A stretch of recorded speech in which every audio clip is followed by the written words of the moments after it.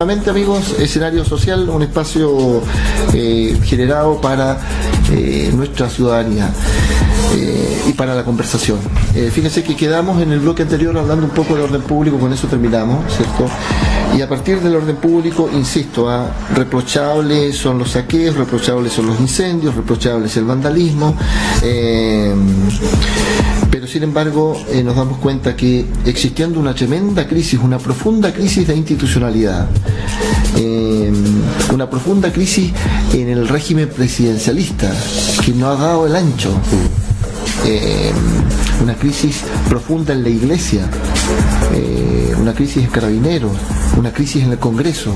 Las encuestas hablan, esto no lo estamos inventando nosotros, las encuestas hablan solas, una crisis profunda de los partidos políticos de representación, y una crisis sin duda del sistema neoliberal. En esta crisis,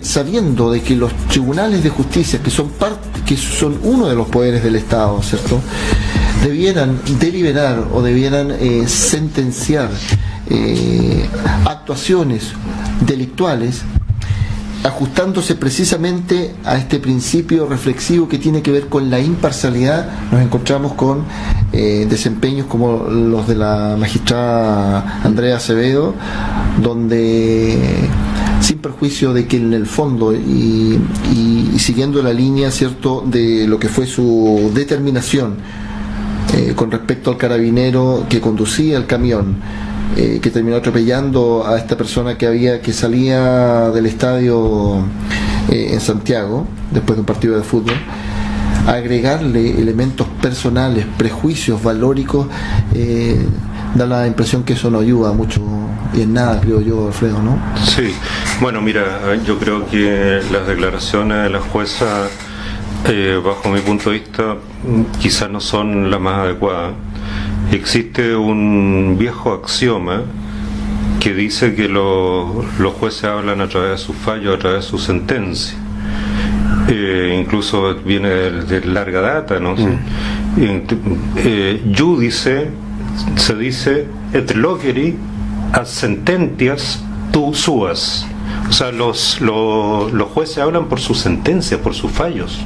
Y además eso ha sido una tradición en Chile. El Poder Judicial ha sido bastante respetuoso de ese axioma, de esa premisa. Entonces, realmente, bajo mi punto de vista, es un poco, digamos, llamativa estas declaraciones de la jueza, que están un tanto cargadas yo creo, de algunos elementos de carácter discriminatorio.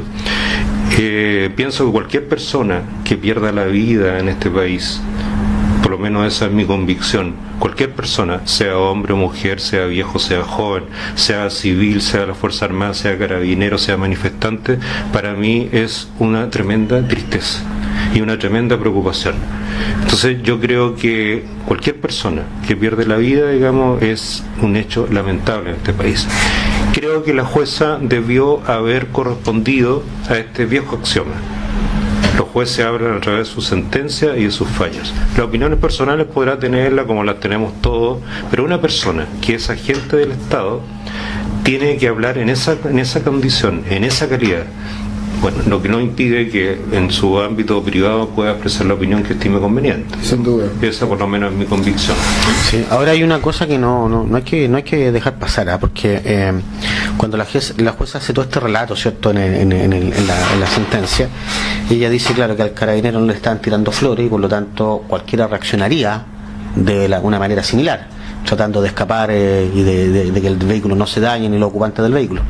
Pero resulta que el que escapaba no era cualquier persona, si el que escapaba es un agente del Estado, formado por el Estado, que supone que tiene una preparación distinta, y entonces es el Estado y no un privado como cualquier otro. Por lo tanto, la reacción tendría que haber sido diferente. Es que el Estado no es igual que el administrado, esa cuestión es clara, y de hecho en todos los otros ámbitos del derecho se le exige un estándar mayor al Estado justamente por lo mismo, porque no es igual al privado. Por lo tanto, su comportamiento debe ser diferente, su comportamiento debe ser ejemplar, y además, de todas formas, a un privado que hace exactamente lo mismo le acusan por ley Emilia y un montón de cuestiones más. Entonces, yo creo que aquí hay un problema también de fondo en establecer de que el carabinero debe entender que él es un agente del Estado y como tal tiene un estándar superior. el carabinero no puede insultar ni debe insultar a una persona cuando la está deteniendo, eso es innecesario. No puede, no tiene por qué ser grosero para ejercer su labor.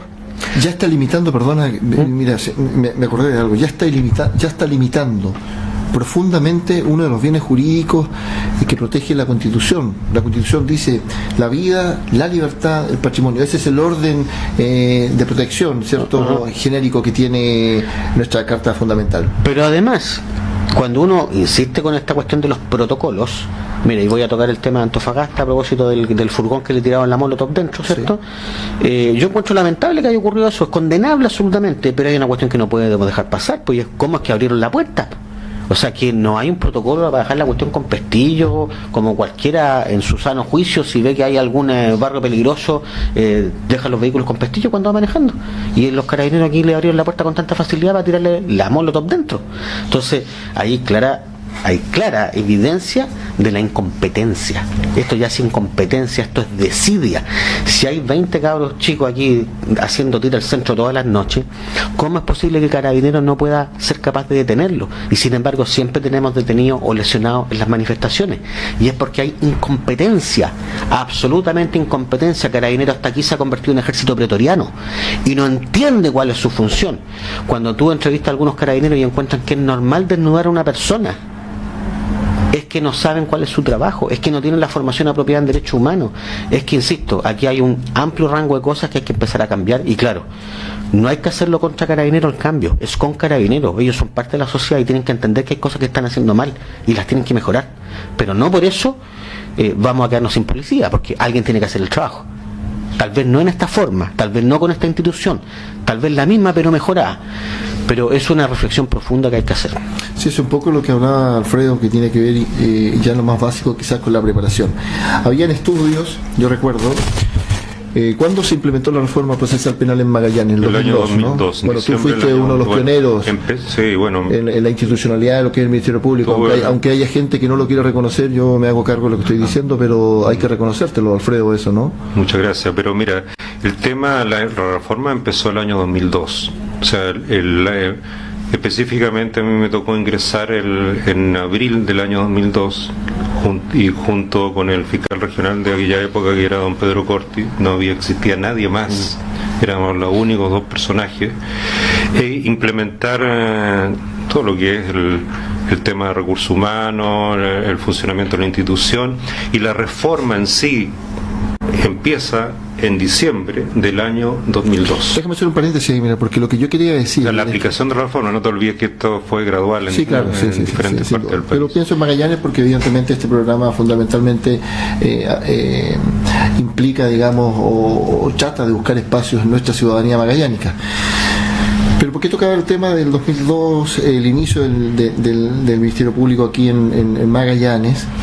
Porque ya en esa época habían estudios que le encargó la institución a la Universidad Católica, si mal no recuerdo. Creo que la Universidad Católica de Valparaíso, ¿cierto? Se medía potencialmente el número de causas que iban... También se medía quiénes iban a auxiliar. Y los auxiliares del Ministerio Público son las policías. Los organismos de seguridad, las policías. Y ya había diferencia con respecto al proceso de formación, y esto lo decía el estudio, no lo estoy diciendo yo, no lo está diciendo Cristiano, no lo está diciendo Alfredo, esto está en un estudio. Y ya había diferencia respecto al proceso de formación. Entonces, quiero volver al tema de la jueza Acevedo, porque fíjense que habiendo problemas en el proceso de formación, una de las críticas que hace el Poder Judicial es que el Ministerio Público, auxiliado, ¿cierto?, por la fuerza pública, las policías, no llega con pruebas suficientes como para que ellos puedan tomar buenas resoluciones, ¿ya? Ahora, el tema de la buena resolución tiene que ver con una práctica exclusivamente jurídica y no personal. Lo personal queda para la casa, lo personal queda para el ámbito de los amigos, probablemente. Y la jueza, en su intervención, certeramente se refiere al lugar físico, ¿cierto? Y así genera su análisis jurídico, o fundamenta su análisis jurídico, indicando que a lo mejor habría existido, ella aún no lo sabe, exposición imprudente al daño por parte de esta persona que falleció. Habría que haber analizado si estaba o no en estado etílico, fíjense, y lo otro es si estaba habilitado para cruzar. En esos 3 elementos ella dice, establece como una suerte de hipótesis que no está fundamentada porque hay que esperar el informe de la CIAT, y aquí es donde yo me apoyo, ¿cierto?, en el tema de los medios de prueba. Yo les pregunto a ustedes, en lo más fundamental, en sus familias, si no tienen información relevante, están en condiciones de lanzar frases poco felices que de alguna otra manera afectan a la familia, ¿cierto?, de las personas, a las personas que conforman la familia, ¿cierto?, de este muchacho que falleció, a la ciudadanía en general, que está observando, ¿cierto?, y que está empoderada por la información que maneja, respecto de cómo nuestros jueces están fallando, y en la crítica, que es cosa de leer en las redes sociales, la crítica no solamente de la ciudadanía, sino que la crítica de sus pares a cómo ella defendió su reflexión jurídica, Cristiano. Sí, lo que pasa es que ahí hay un sesgo, por si la persona cuando empieza a hacer todas estas cosas que pueden haber ocurrido, tal vez pasó esto, tal vez esto otro, esos son prejuicios, porque si está la evidencia, uno cita la evidencia, pero si no está la evidencia no puede hacer un tal vez.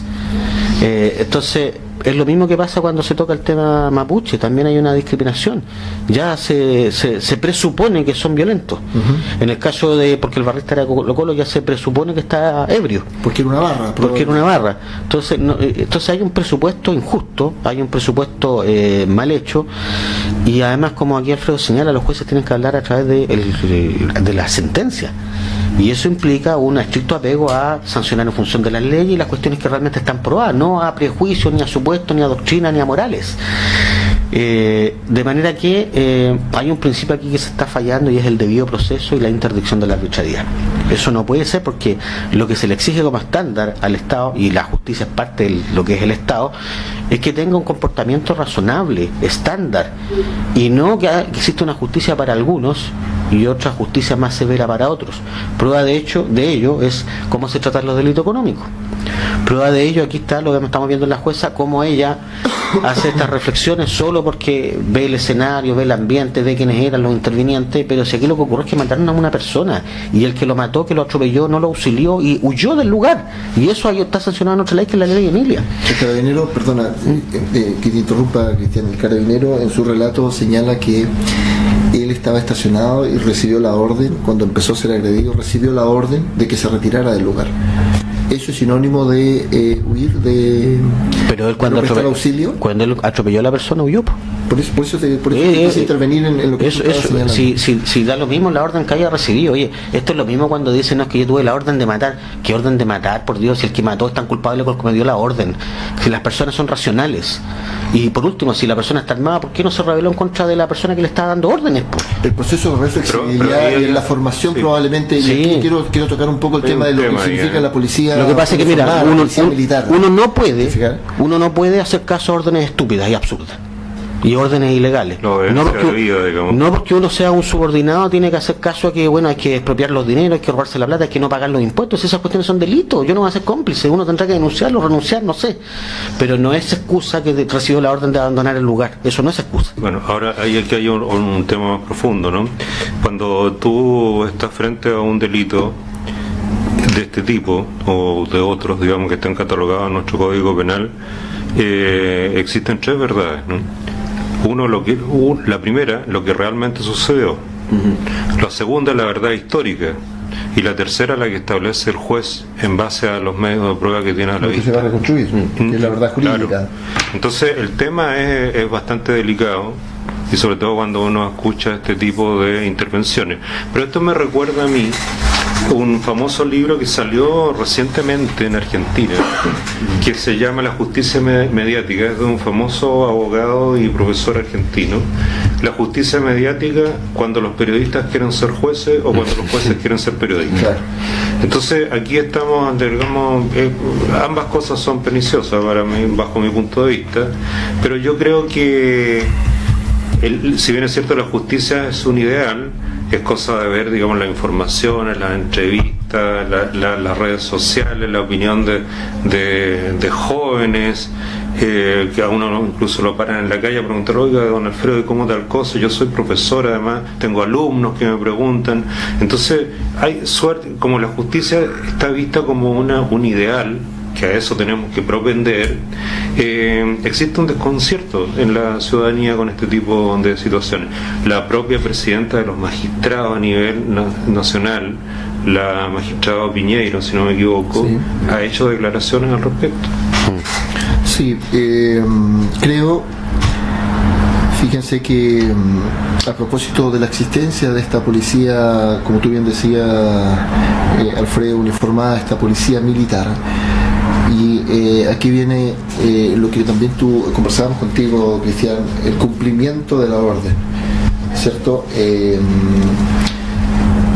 Y siendo militar, este funcionario, entonces no existirá una incompatibilidad entre lo que significa ser militar y lo que significa ser policía, ¿ya? Y por ahí tiene que venir un poco entonces la reforma profunda que hay que hacerle a una institución, o que es militar o que es policial. ¿Se fijan? Sí, si efectivamente yo incumplo una orden, estoy incumpliendo deberes militares. ¿Se fijan? En consecuencia, se me asocia a un ilícito que es perseguido en una ruta en paralelo a la justicia ordinaria, que es la justicia militar. ¿Se fijan? Claro. Entonces, hoy en día, insisto en el concepto, siglo XXI, ciudadanía muy empoderada, una nueva forma de vivir la ciudad, con jóvenes que ven la responsabilidad de manera distinta como la veíamos nosotros, la responsabilidad social. ¿Se justifica tener una policía militar, una policía uniformada? No se justifica en absoluto, porque tampoco se justifica que tenga esta segregación entre oficiales y tropas. Si tiene que ser una cosa más pareja, eso puede estar bien en las Fuerzas Armadas, pero militar no. Y por otro lado, mira, yo creo que lo que Alfredo aquí señaló de la formación inclusive en filosofía, en valores, es muy importante, porque el primer mandato y la primera orden está en la ley, que se la dio el pueblo. ¿Ah? Entonces, si alguien, un superior, da una orden que es contraria a la ley, no hay por qué obedecerlo, si hasta está desobedeciendo el mandato principal, que es la ley. Entonces, hay una cuestión ahí que entender cuál es la jerarquía, cómo se construye el Estado, cómo finalmente está el imperio de las leyes, y por último, yo creo que tiene que haber una mayor penetración de que se trata de una policía al servicio de la sociedad civil, ¿ah? Y que no es una suerte de guardia pretoriana para la protección del statu quo. Existe una brecha tremenda, veo yo, entre las instituciones que conforman la institucionalidad del Estado y la ciudadanía por su parte, ¿cierto? Que sí existe una brecha, entonces da la sensación de que esa brecha aumenta más, ¿cierto?, cuando se fortalece más el Estado con un régimen como el presidencialista. Quizás una de las discusiones que tenga que hacerse, lo vimos en algún programa, recordarás, Cristian, sí, Alfredo, en un programa lo conversamos acá, quizás una de las discusiones es si necesitamos seguir con este régimen presidencialista que es absolutista, básicamente. Sí, y un detallito solamente antes de que Alfredo entre acá. Lo que pasa es que también hay otra cosa, que hay una no sé, una obcecación por el orden y por definir todo y porque todo tiene que estar regulado. Entonces también respecto a la sociedad civil se le pide orden y organización. ¿Y por qué tiene que estar ordenado un movimiento u organizado de cierta forma un movimiento? A los partidos políticos se les va a poder exigir eso, pero después otros grupos intermedios, no sé por qué tendrán que tener necesariamente una directiva. A lo mejor solo se reúnen por una motivación y se disolverán después cuando esa motivación está resuelta. Entonces de repente también se exige que el movimiento social tenga líderes. ¿Y por qué tiene que tenerlo? Hay un partido que se armó hace poquito y que ya dos de sus principales figuras se bajaron del partido. Bueno, pero partido, no recuerdo el nombre. Pero ahí tú tienes el partido por la, gracias Alfredo, gracias por la precisión, el partido por la dignidad. Ya, pero ahí tienes algo que dejó de ser movimiento social porque tuvo conciencia política y pasó a ser movimiento político. Claro. Entonces hay que diferenciar lo que es el movimiento social, que no tiene conciencia política, es apolítico, e inclusive son movimientos prepolíticos, versus que cuando los movimientos toman conciencia política y se transforman en grupos políticos reales. La influencia que pueden generar entonces en consecuencia en la sociedad. Exactamente, y ya se desde su forma de pensar, desde su forma de ver las cosas. Claro, pero no es reprochable tampoco. Si... No, pero no se puede pensar que todos los movimientos sociales van a terminar en movimientos políticos. No se puede pretender que todos los movimientos estudiantiles van a terminar con diputados electos. No se puede pensar que todos los movimientos sindicales van a terminar con diputados electos. No sería una suerte de carrera una carrera presidencial, carrera política. Claro. Existe la carrera porque tenemos políticos que llevan muchísimos años. Sí, bueno, hay algunos que han hecho esa precarrera, bueno, también, pero creo pensar de que no que son hechos, digamos, únicos, aislados, o que se ha dado a las circunstancias. Ahora, tú tocaste un tema muy especial, el tema del presidencialismo. Yo creo que en Chile tenemos, y ese es un tema que hay que pensar, tenemos un presidencialismo exacerbado. O sea, el presidente de la República es una suerte de monarca. Es casi fanático. No estoy hablando, por favor, solamente del presidente Piñera para que nadie se sienta ofendido. Estoy hablando de todos los presidentes. Claro. El cargo, al final. El cargo de presidente de la República. El cargo de presidente de la República en Chile tiene una cantidad de poder o de poderes que llega a ser casi un monarca. De partida hay temas que son de iniciativa legislativa que son absolutamente exclusivas del presidente, donde por usar un lenguaje más coloquial, donde los diputados, los senadores podrán patalear todo lo que quieran en representación, entre comillas, de sus electores, pero si el presidente de la República no tiene la iniciativa, sobre todo en proyectos y fundamentalmente en proyectos que involucran recursos o del erario nacional, no existe ninguna posibilidad.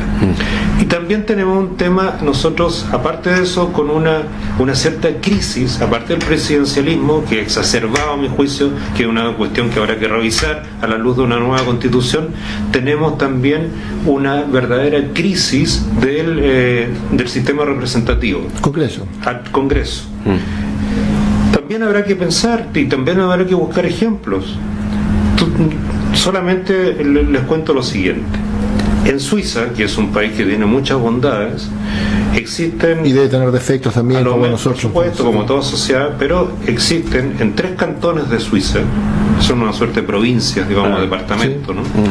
Existe, obviamente, la democracia representativa, pero para algunos aspectos que atañen y afectan directamente a la sociedad, existe la democracia directa.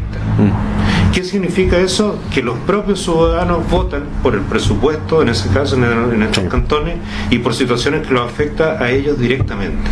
En Chile esa situación, no estoy diciendo que nos volvamos porque somos una sociedad aquí de 16, 18 millones de habitantes, mucho más grande, que nos volvamos o que tengamos una representación directa en que cada persona decida directamente y dé el mandato para que se hagan las cosas. Para eso tenemos los representantes, los parlamentarios. Pero yo sí creo que en algunos aspectos de nuestra vida debiésemos tener, como en el aspecto previsional, por ejemplo, una democracia directa.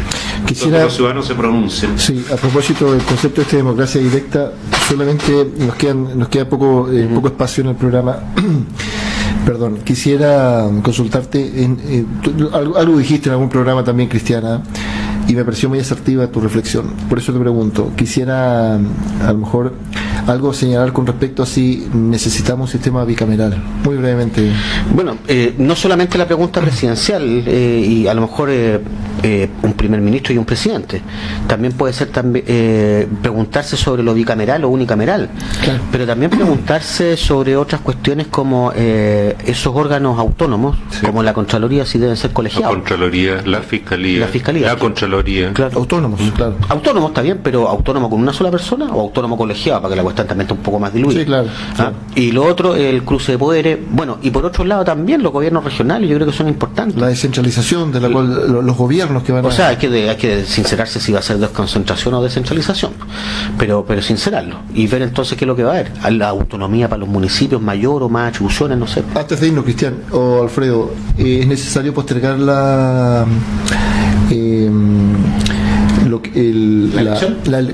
elección de gobernadores? Mira, no tengo una... ¿Sí o no? No, es que es difícil, no me gusta la pregunta. No postergarla, no... Mira, no estoy tan seguro.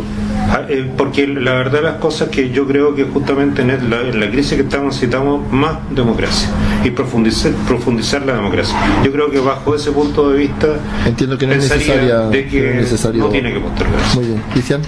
No tiene por qué postergarse, y además, para que la gente lo tenga claro, los gobiernos regionales existen del año 92, entonces decir que no están claras las atribuciones, y bueno, y que lo que han hecho todos estos años los gobiernos regionales.